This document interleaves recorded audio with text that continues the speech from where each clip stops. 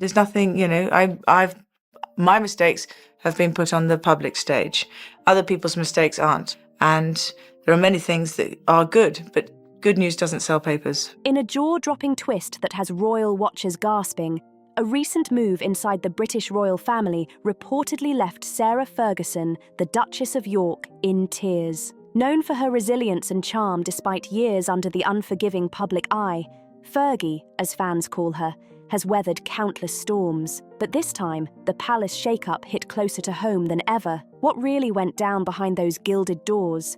And why did it hit Sarah so hard? Let's break down the royal bombshell that had Sarah Ferguson crying. At the heart of this drama is Royal Lodge, the sprawling 30-room mansion tucked in Windsor Great Park. For years, Prince Andrew refused to leave, treating it not just as a home, but as a fortress, a bold statement of pride and defiance. Rumours swirled around the estate, unpaid debts, shady renovations, and financial mysteries. But Royal Lodge wasn't just walls and history. It was a message, I'm still here.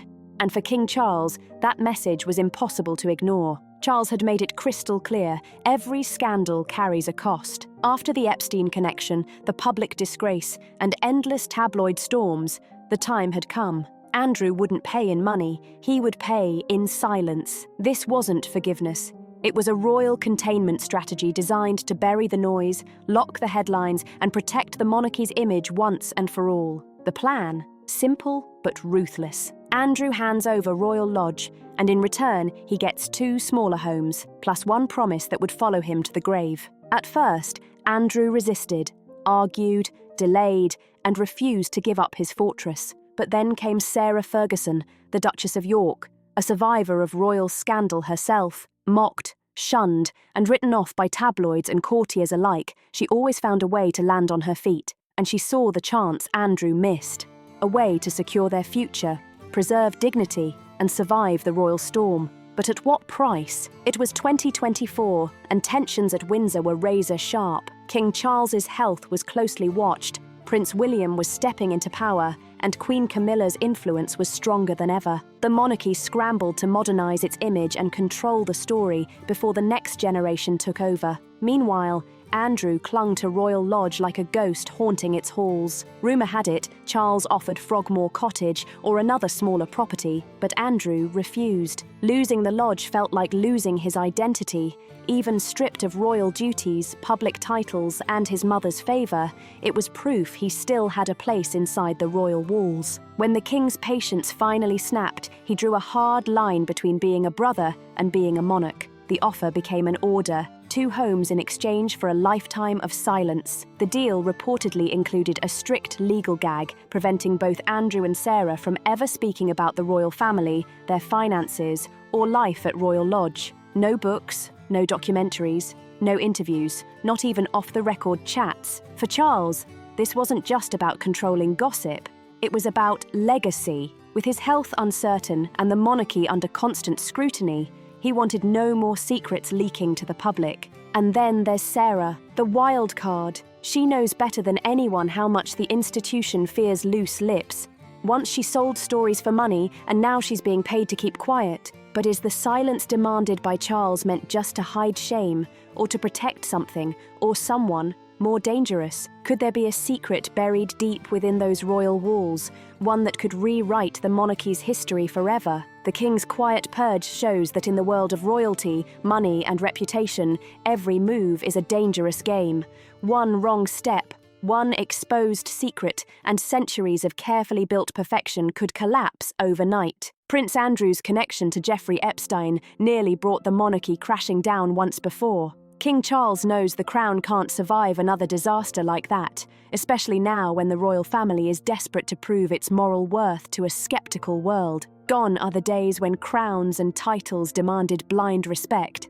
Today, people want truth, not tradition. That's why this new chapter matters so deeply. This isn't just some quiet eviction. It feels like a royal cleansing, a purge meant to protect the throne at any cost. It's as if the monarchy is rewriting its own story in real time, rushing to control the narrative before someone else exposes it first. But there's something haunting about this so-called final verdict. Imagine it, Prince Andrew and Sarah Ferguson, once dining beside Queen Elizabeth II, watching their daughters play on royal lawns, waving from the grand balconies of Buckingham Palace. Now, they're being quietly erased, replaced and dismissed, with nothing but a signed paper and a promise to stay silent. No farewell, no public statement, not even a proper goodbye. Just whispers sealed behind oak doors and guarded by silence. But if there's one thing everyone knows about Sarah Ferguson, it's that she's never been the quiet type. That's what makes this entire situation so dangerous. Because the harder you try to silence someone,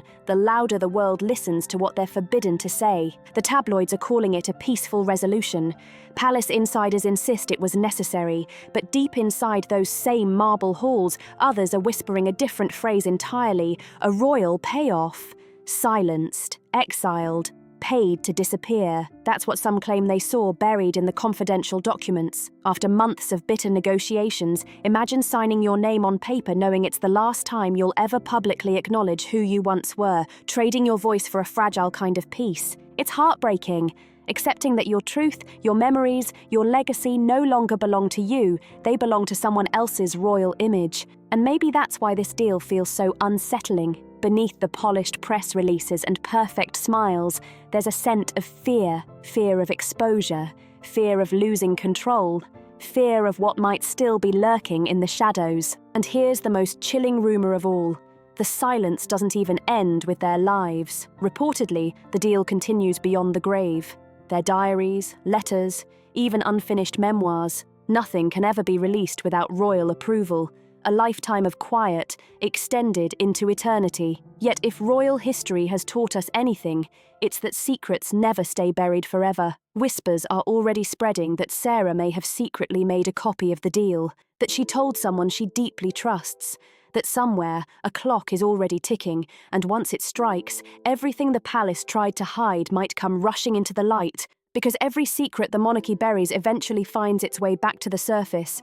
Maybe not today, maybe not this year, but it always does. And when the truth about this deal finally explodes, the king's so-called final decision could shake the very foundation of royal power, more than any abdication or scandal ever has. And then came the twist no one saw coming. It started with a letter that was never meant to be seen. Thick cream paper, the royal crest pressed in dark red wax, and the unmistakable handwriting of a king who had reached his breaking point. For months, maybe even years, King Charles had tolerated his younger brother's quiet defiance, the gossip leaks, the subtle attempts to claw back dignity. But as winter rain fell over the old stones of Windsor, a message left Buckingham Palace, simple yet devastating. When the letter arrived at Royal Lodge, the air grew heavy. It was placed on the same polished desk where Prince Andrew once signed military papers and later public apologies. But this time, there would be no medals or forgiveness, just a king's final warning. The man who once stood in uniform with pride was now facing his most painful label yet, the monarchy's greatest burden. The letter wasn't just a warning, it carried the full, crushing weight of the crown. When Sarah Ferguson read it, her heart dropped like stone. The tone was cold, painfully familiar, that stiff royal politeness that always hid a threat behind its formality. His Majesty requests your immediate cooperation. That was all it said. But everyone knew the real meaning: obey or face destruction. There was no warmth, no brotherly affection, no soft touch of family loyalty, no tea, no talk, just royal authority at its sharpest. Distant, commanding, and absolute. Behind the king's name stood the entire royal machine: advisors, lawyers, private secretaries, and most notably, Queen Camilla. Palace whispers claimed she had pushed harder than anyone to make this happen. To her, Andrew wasn't family. He was a shadow, a scandal, a permanent stain on the image she and Charles had fought to polish clean. The era of quiet tolerance was over, but this wasn't just about royal anger. It was about control. For months, the palace had been quietly tightening its grip, reorganizing royal finances and trimming down unnecessary costs. The mission? To modernize the monarchy and prepare for what insiders were already calling the next era. Every royal residence was being reviewed, every pound of taxpayer money tracked. The public demanded accountability, and King Charles was determined to prove he could deliver it. Yet, In the middle of all this royal rebranding stood Prince Andrew, stubbornly clinging to his 30-room fortress, still funded by the Crown estate. While the king faced mounting criticism for not doing enough, Andrew's defiance had become a symbol of outdated privilege, an embarrassment Charles could no longer ignore. Something had to give, and Andrew would be the first test. That letter wasn't just an eviction notice, it was a challenge. Would Andrew finally bow to the king's authority? Or would he keep pretending the rules didn't apply to him? Charles already knew which way his brother leaned. Andrew had always been difficult, spoiled, reckless, and convinced he was untouchable. One palace aide even told the press, "The Duke has made his position clear, he will not leave his home." But beneath that loud defiance lurked quiet fear. Deep down, Andrew knew that once he stepped out of Royal Lodge, he would never, ever be allowed back. For Sarah Ferguson, though, the situation cut even deeper. Her entire life had been built on balance, close enough to royalty to enjoy its protection, but far enough to cash in when times got tough. Her relationship with Charles had once been polite, even warm at times, but she sensed a shift now. The king was done playing nice. This wasn't family business anymore. It was royal business, and that realization terrified her. Without Royal Lodge, Sarah would lose everything. Her title meant little without that address. It was more than a home. It was her last link to Windsor, her symbol of belonging. Without it, she would just be another forgotten duchess, fading into the past. Over the years, Sarah had carefully rebuilt her image, the friendly duchess, the down-to-earth royal who could laugh at her mistakes. Losing Royal Lodge meant losing her stage, her story, her entire identity. But Sarah Ferguson was no stranger to survival. Scandal had chased her for decades, and every time she'd been cornered, she'd fought her way back with charm, wit, and sheer nerve. When Andrew showed her the letter, expecting tears or outrage, she didn't flinch. Instead, she poured herself a drink, leaned back in her velvet chair and said calmly, "If he wants us gone, then let's make it worth his while." It was bold. It was risky. It was pure Sarah, clever, fearless, and dangerous when cornered. She wasn't just thinking about losing a mansion, she was thinking about losing leverage, the one kind of power she still had left. Over the years, she had gathered stories, letters, and memories that could make any royal aide lose sleep. Sarah had seen it all. The reign of Queen Elizabeth II, the heartbreak of Princess Diana, the rise of William and Kate, and the downfall of Andrew. She had been in rooms where whispers turned into history. She had secrets that could rattle the palace walls, and the royals knew it. Oh, they knew it. The threat wasn't just about property anymore, it was about secrets. And if there was one thing the monarchy feared more than scandal, it was exposure. Sarah Ferguson knew exactly how to weaponize that fear and twist it to her advantage. Meanwhile, behind the grand palace walls, another conversation was unfolding, one that sent a shiver through the corridors of power. Whispers about King Charles's health began swirling among courtiers and private doctors. The monarchy was quietly preparing for the inevitable future, and in that future, there might be no place for old scandals or anyone unwilling to let go of the past. The question now was, how far would King Charles go to finally end the Prince Andrew saga once and for all? Let's look closer. The king's last bargain. For Charles, time wasn't just slipping, it was vanishing. Not in the sense of age, but in control. He knew once Prince William's reign began, every unresolved issue would become his son's problem. And there was no greater unfinished business than his disgraced brother, Prince Andrew, the man who simply refused to fade into silence after public humiliation and downfall. To Charles, this wasn't about property or legal contracts anymore. It was about cleansing the royal image before the crown passed to William. So, a letter was sent to Andrew, formal, firm, final. But then something completely unexpected happened. Instead of hiding behind lawyers or advisors, Andrew requested a private meeting, face to face, brother to brother. No one knew if he came to plead or to threaten, but Charles agreed, reluctantly. The meeting took place at Clarence House, sealed behind thick doors. No aides, no advisors, just two brothers who hadn't trusted each other in decades. Those nearby later said the air was freezing cold, the tension sharp enough to cut through. Charles started first, calm but commanding. "You will leave Royal Lodge within the year," he said flatly. Andrew's face stiffened, his jaw clenching tight as he snapped back. He reminded the king of his valid lease, signed and approved by their late mother, Queen Elizabeth II, and the millions he'd poured into renovations. But Charles didn't flinch. Not even once. His tone stayed steady, his stare unblinking. "The monarchy cannot carry you any longer," he said. And that's when it hit Andrew. His brother wasn't speaking as family anymore, but as the King of England. The authority in Charles's voice was absolute. Still, Andrew couldn't stop himself. He fired back with venom, dragging up Charles's own past scandals and mistakes. "You were forgiven," Andrew hissed. "Why not me?" The silence that followed was suffocating. Charles stared at him, not in rage, but with something colder, pity and quiet disgust. Then, softly, he said, "Because I learned from mine." That was it. No more words. Charles rose and walked out, leaving Andrew alone, frozen, staring at the door long after it had closed. Later, when Sarah Ferguson asked him how it went, Andrew muttered, "He's made up his mind." That night, for the first time in years, Royal Lodge went completely dark, but by morning, Charles made a move no one saw coming. His private secretary didn't call Andrew, he called Sarah Ferguson. The king wanted to speak to her directly, because Charles knew Sarah was the practical one, the negotiator, the woman who understood exactly how power worked behind closed doors. The call was short, but cutting. "His Majesty wishes to make an arrangement that benefits all parties." Sarah immediately understood.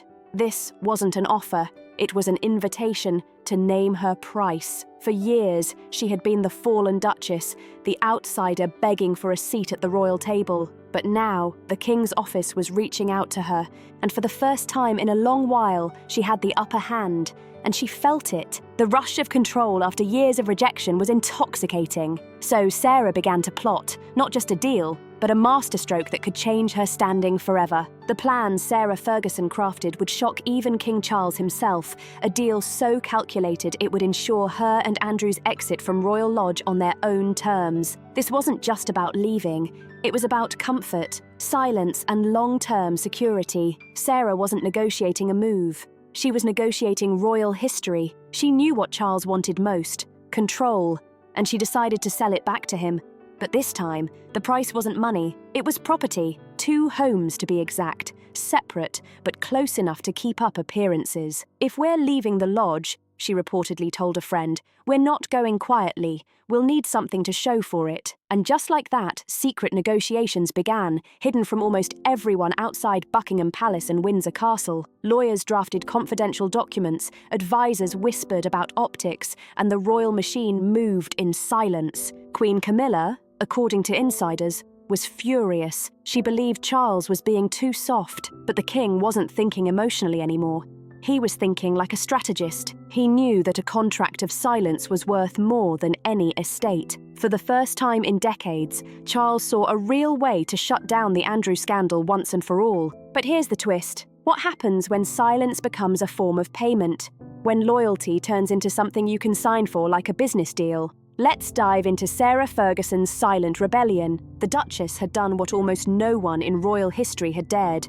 She turned a royal threat into a bargaining chip. With her trademark smile and disarming warmth, Sarah played her cards masterfully. She knew King Charles too well. He feared bad press more than confrontation. The man couldn't stomach another headline screaming about royal chaos, greed, or family betrayal, not after everything the monarchy had already survived. That fear gave Sarah an edge, a dangerous one. Behind her gentle laugh and polished charm, she had the instincts of a survivor. From her early palace days to her long fall from royal grace, she'd learned that every whispered secret, every careless remark, every misplaced letter held power. And now, she was ready to cash it all in. For years, she and Andrew had lived like ghosts in Royal Lodge, divorced, yet inseparable. Their strange bond fascinated everyone. They shared breakfasts, exchanged Christmas gifts, and quietly leaned on each other through Andrew's humiliation. The public never knew what to call them. Were they exes, companions, something else entirely? But for Sarah, it didn't matter. Royal Lodge was more than a home. It was her safe haven after decades of public storms. Losing it now wouldn't just be inconvenient, it would shatter her last piece of peace. So, she refused to walk away empty-handed. If the king wanted them out, he'd have to make it worth it. Behind Buckingham's gilded doors, the reaction was divided. Some of Charles's top advisors were livid. "If you reward defiance," one aide snapped, "you invite rebellion." To them, negotiating with Andrew and Sarah was madness. But a few shrewd minds disagreed. "Let them have what they want," a senior courtier said coldly. "Their silence will cost less than their scandal." Charles hated the sound of that, but deep down, he knew it was true. Discipline and morality had always been his public armor, yet doing nothing now was a greater risk. Between Andrew's unpredictable temper and Sarah's charming wit, one careless word could undo years of careful image work. So the king hesitated, and in that moment, Sarah struck. Through her lawyers, she sent a daring proposal. She and Andrew would vacate Royal Lodge, but only under two strict conditions. First, 2 privately maintained homes, completely outside royal control. Second, total secrecy. Every record of their finances, past or future, permanently sealed. It was genius. By demanding silence in writing, they turned discretion into a binding royal contract. If Charles refused, it would only make people suspect he had something to hide. And when that counteroffer landed on his desk, the palace erupted. Queen Camilla was livid. "We're not paying them to behave," she allegedly snapped. "Let him live in a flat in York if he needs a roof." Charles, however, was torn. Camilla had a point, but he also knew the optics. Throwing his brother out with nothing would look cruel, especially since Sarah had recently faced major health struggles and earned a wave of public sympathy. His compassion clashed with his crown, his humanity with his duty. That night, restless and pacing through the dim halls of Clarence House, Charles made his decision. The scent of cigars lingered as he muttered to his secretary the next morning, "Prepare the papers, but add a clause, a lifetime clause." When Andrew's legal team read the draft, outrage exploded. "This is censorship," one advisor shouted. "They want you erased." Andrew's face turned red as he slammed his hand on the table. "After everything I've done for this family, this is how they repay me?" he roared. But deep down, he knew he had brought this on himself. Sarah, however, remained perfectly calm. She studied every line, every clause. Where others saw punishment, she saw leverage, disguised as silence. To her, this wasn't exile, it was opportunity. So tell us, what do you think of this shocking royal move that left Sarah Ferguson in tears? Was it justice or manipulation? Drop your thoughts in the comments below, and don't forget to like, share, and subscribe for more explosive royal revelations.